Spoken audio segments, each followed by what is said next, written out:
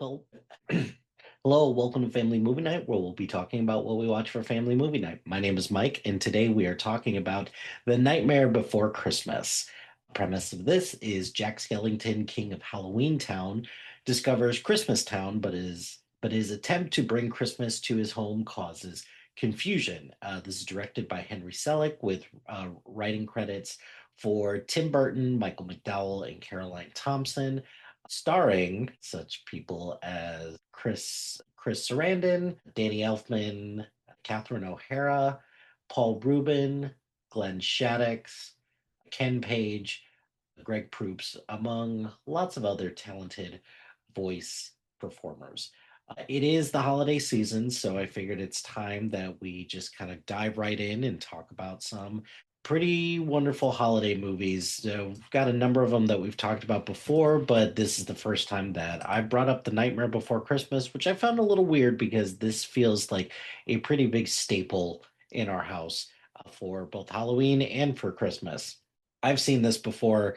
I saw it in theaters when I was really young, and subsequently, this was one that just continually came up each year since it came out. So this one's pretty heavily ingrained into my yearly rotation to watch this at least a couple of times a year. So thumbs up, thumbs down, thumbs middle. This is a very, very high thumbs up for me. And the reason being is because this is perhaps one of the most original movies that Disney put out during this time under the Touchstone production banner, I guess.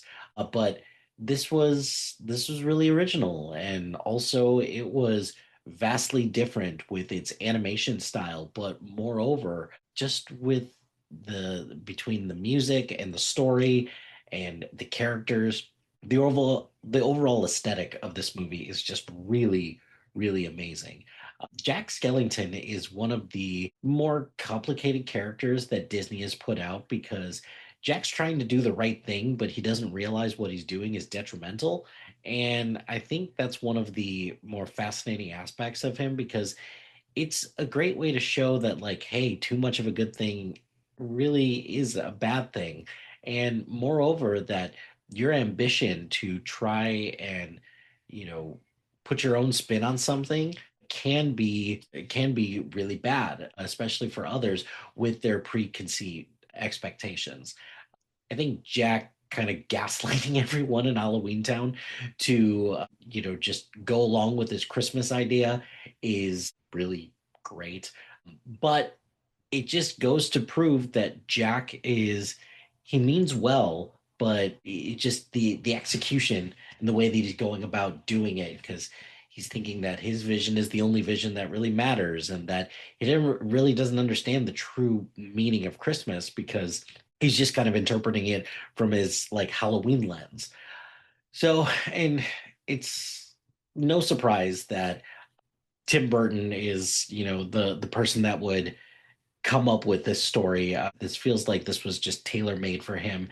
And then also you combine that with like a really amazing Danny Elfman score, but more importantly, just some incredible songs as well. That opening "This Is Halloween" song is fantastic. I play it every year at the week of or the week before Halloween, when I host trivia, because it's just a great song. And then Jack's Lament is just one of those great I want songs, or I think like I'm not sure what my purpose is beyond Halloween. It's just a huge identity crisis for him. But then also when he gets to Christmas Town and just the stark contrast, because he's not used to just seeing such bright colors and such a vastly different world. It is really a shame that they never went back to the well with this and to explore some of these other random holidays too. I thought that that would have been ripe for like a really good sequel. But also at the end of the day, I'm kind of glad that they just kind of left this alone and let it be, because I think this just kind of just ultimately stands the test of time. Oogie Boogie is a terrifying, terrifying villain just by the way he looks and how he's always gambling, and then And then just the bugs and everything like that. It's just creepy as just as can be. So Oogie Boogie is just, I think, will go down as one of Disney's greatest villains because the last time that we went to, or that me and my family we went to Disney, it was around Halloween, and Nightmare Before Christmas and Oogie Boogie were just heavily featured, which I find hilarious, but also at the same time it makes sense. So I don't really have a whole lot that I don't like about the Nightmare Before Christmas. I guess the one thing that I will say that I don't like about it, it's too short. It's an hour and 16 minutes. So this is a quick watch. Yeah, I wish that there was that we have more time. And I guess the only other thing, I wish that Sally would have had a little bit more to do.